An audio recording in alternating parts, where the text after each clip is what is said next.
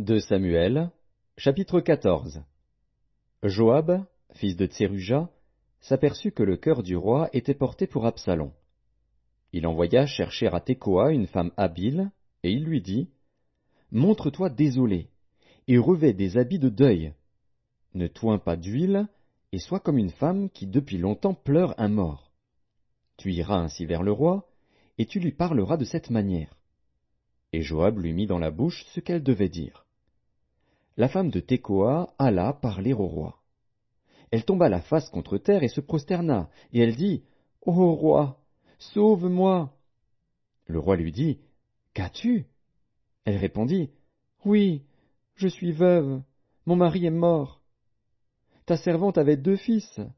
Ils se sont tous deux querellés dans les champs, et il n'y avait personne pour les séparer. L'un a frappé l'autre, et l'a tué.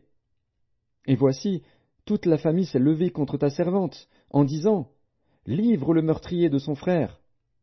Nous voulons le faire mourir, pour la vie de son frère qui l'a tué. Nous voulons détruire même l'héritier.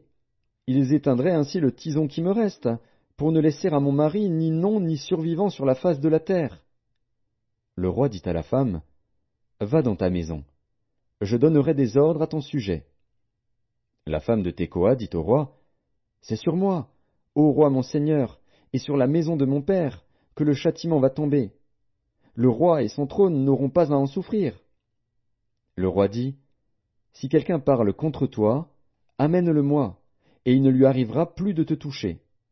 Elle dit, que le roi se souvienne de l'Éternel, ton Dieu, afin que le vengeur du sang n'augmente pas la ruine, et qu'on ne détruise pas mon fils.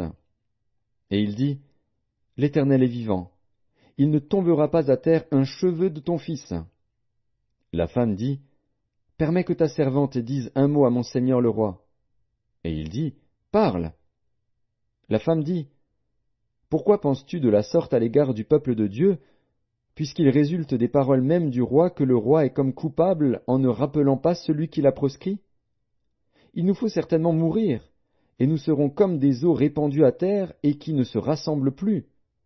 Dieu n'ôte pas la vie, mais il désire que le fugitif ne reste pas banni de sa présence. Maintenant, si je suis venu dire ces choses au roi mon seigneur, c'est que le peuple m'a effrayé. Et ta servante a dit, je veux parler au roi.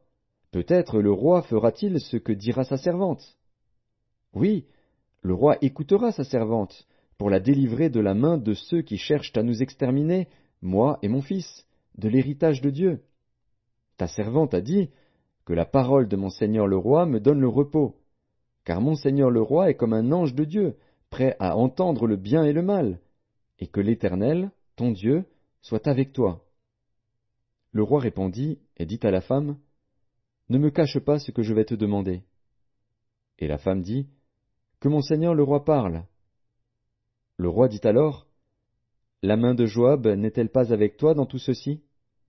Et la femme répondit, aussi vrai que ton âme est vivante, ô roi mon seigneur, il n'y a rien à droite ni à gauche de tout ce que dit mon seigneur le roi. C'est, en effet, ton serviteur Joab qui m'a donné des ordres, et qui a mis dans la bouche de ta servante toutes ces paroles. C'est pour donner à la chose une autre tournure que ton serviteur Joab a fait cela. Mais mon Seigneur est aussi sage qu'un ange de Dieu pour connaître tout ce qui se passe sur la terre. Le roi dit à Joab, voici, je veux bien faire cela. Va donc, ramène le jeune homme Absalom. Joab tomba la face contre terre et se prosterna, et il bénit le roi. Puis il dit, ton serviteur connaît aujourd'hui que j'ai trouvé grâce à tes yeux, ô roi mon Seigneur, puisque le roi agit selon la parole de son serviteur. Et Joab se leva et partit pour Guéshur, et il ramena Absalom à Jérusalem. Mais le roi dit, qu'il se retire dans sa maison, et qu'il ne voie point ma face. Et Absalom se retira dans sa maison, et il ne vit point la face du roi. Il n'y avait pas un homme dans tout Israël aussi renommé qu'Absalom pour sa beauté. Depuis la plante du pied jusqu'au sommet de la tête, il n'y avait point en lui de défaut. Lorsqu'il se rasait la tête, c'était chaque année qu'il se la rasait, parce que sa chevelure lui pesait, le poids des cheveux de sa tête était de 200 sicles, poids du roi. Il naquit à Absalom 3 fils, et une fille nommée Tamar, qui était une femme belle de figure. Absalom demeura 2 ans à Jérusalem, sans voir la face du roi. Il fit demander Joab, pour l'envoyer vers le roi. Mais Joab ne voulut point venir auprès de lui. Il le fit demander une seconde fois, et Joab ne voulut point venir. Absalom dit alors à ses serviteurs, « Voyez, le champ de Joab est à côté du mien. Il y a de l'orge, allez et mettez-y le feu. » Et les serviteurs d'Absalom mirent le feu au champ. Joab se leva et se rendit auprès d'Absalom, dans sa maison. Il lui dit, « Pourquoi tes serviteurs ont-ils mis le feu au champ qui m'appartient » Absalom répondit à Joab, « Voici, je t'ai fait dire, viens ici, et je t'enverrai vers le roi, afin que tu lui dises, pourquoi suis-je revenu de Guéshur? Il vaudrait mieux pour moi que j'y fusse encore. Je désire maintenant voir la face du roi. Et s'il y a quelque crime en moi, qu'il me fasse mourir. » Joab alla vers le roi, et lui rapporta cela. Et le roi appela Absalom, qui vint auprès de lui et se prosterna la face contre terre en sa présence. Le roi baisa Absalom.